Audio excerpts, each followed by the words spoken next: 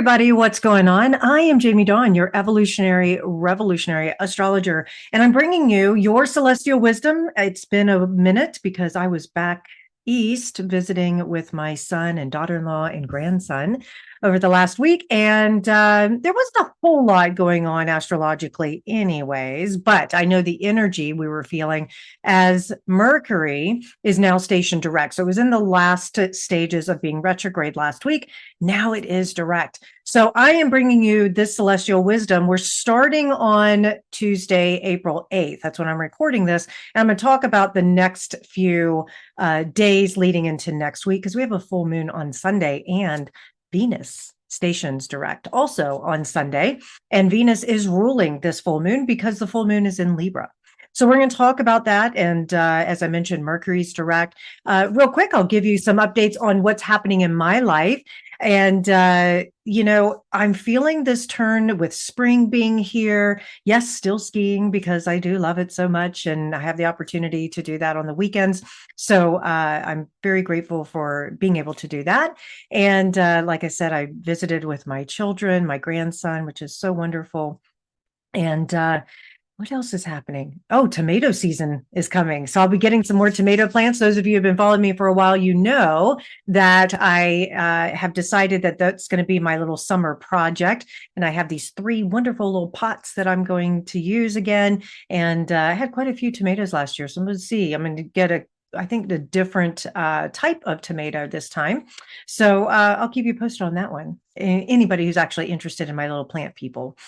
So let's talk about the week. So right now, here we have all the energy leading up to this full moon on Sunday.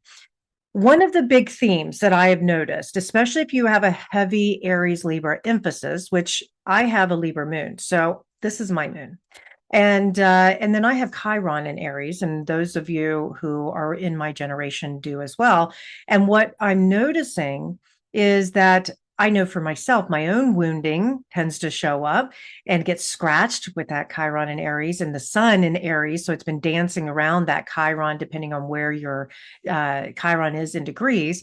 And so it does have a tendency to stir up some things, especially with the retrograde planets of Venus and Mercury. Our mind has been going, probably reflecting on the past. Maybe there's been conversations from the past or people and energy from the past that you've been connecting with. And then with Venus involved, that emphasizes the relationship piece and really going back and looking at how have I been wounded in my relationships? How have I done the wounding? And how do I want to maybe parent myself now based on where I couldn't before? Or when I make choices inside of my romantic relationships or my deep, closest relationships now, how do I make a choice differently than I did before? And I think also speaking to what we actually want and need in our relationships, I, I will say this as a general rule, and because I am a female and I identify as that our emotional body is super heightened. Us as women, we are very in tune. I'm not saying men aren't either, but I'm saying that as a general rule, we are very in tune with the fluctuations and energies of emotions that go, up and down and all over the place.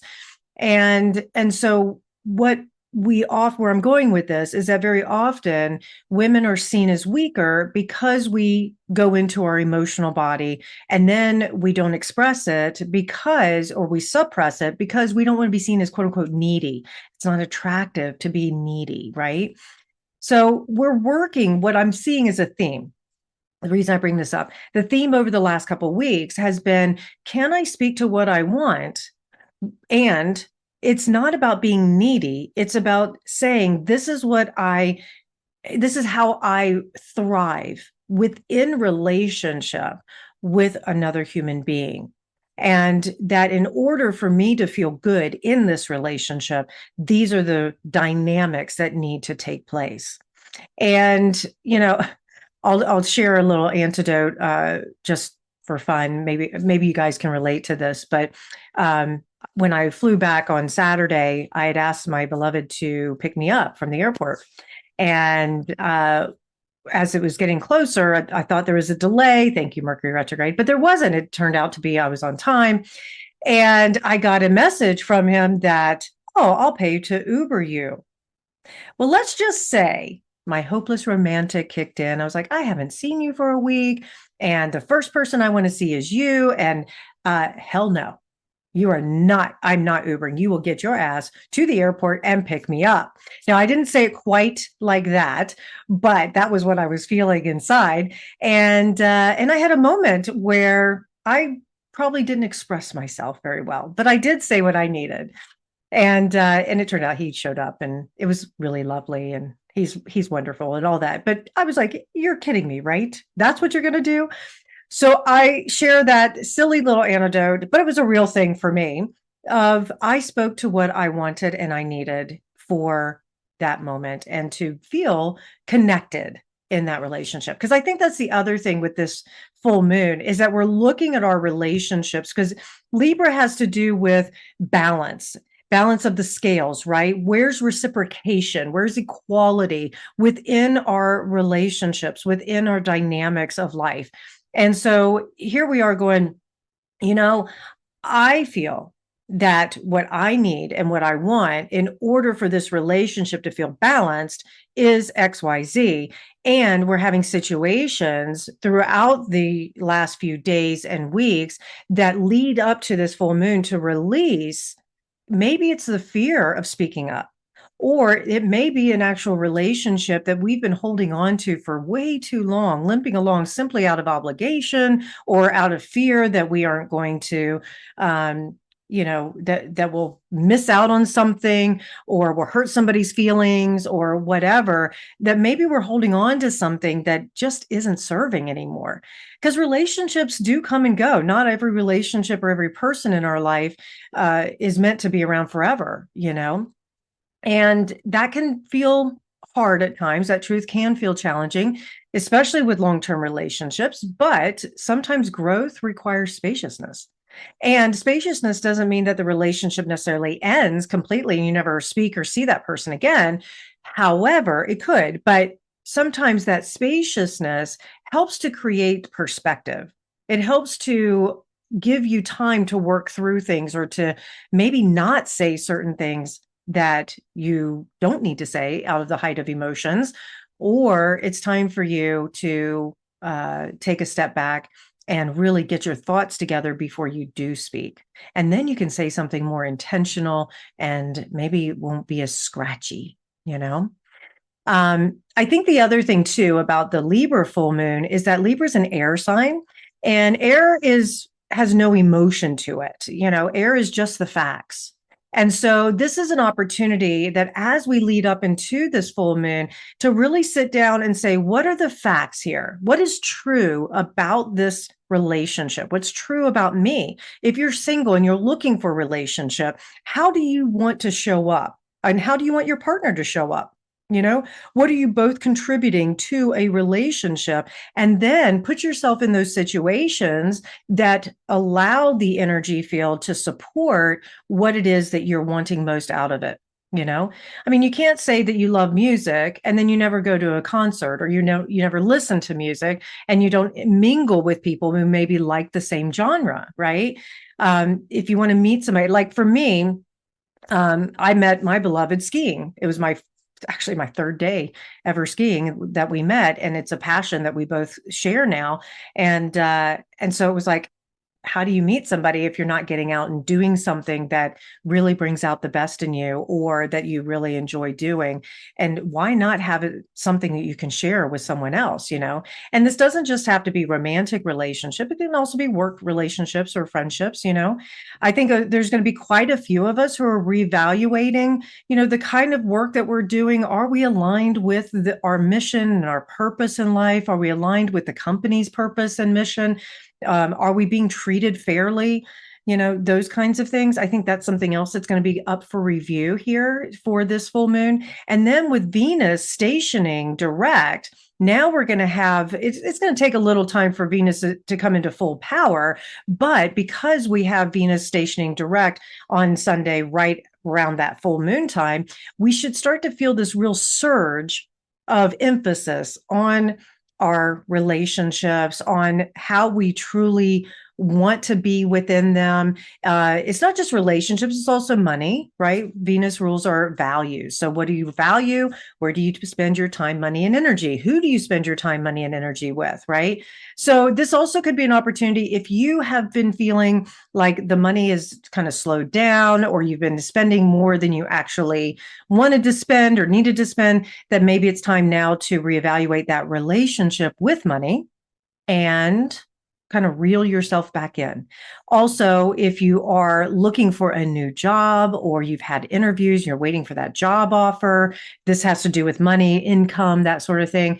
I can see a lot of us getting offers or conversations, maybe new clients around this time of the full moon and Venus going direct. So next week, the energy should support where you feel like action is finally taking place. Because when the planets are retrograde, there's a lot more internal dialogue happening where we really question ourselves, am I making choices and taking action based on my values? Am I connecting with the right people that support my values? Also, our intuition has been at an all-time high. Hopefully, you've been paying attention to it. I can't tell you how many days, how many times a day somebody will pop into my mind's eye and I get an email, a text, a phone call from them, or vice versa. Or I'm like, hey, you popped in my mind. I just have to know who you are. And they're like, oh my gosh, I was just thinking about you. Right. Also, when it comes to maybe where we're socializing and that sort of thing, is going to also be places that we can connect. So if you're looking for, let's say, the dam to break, where floodgates open and opportunities arise, socialize.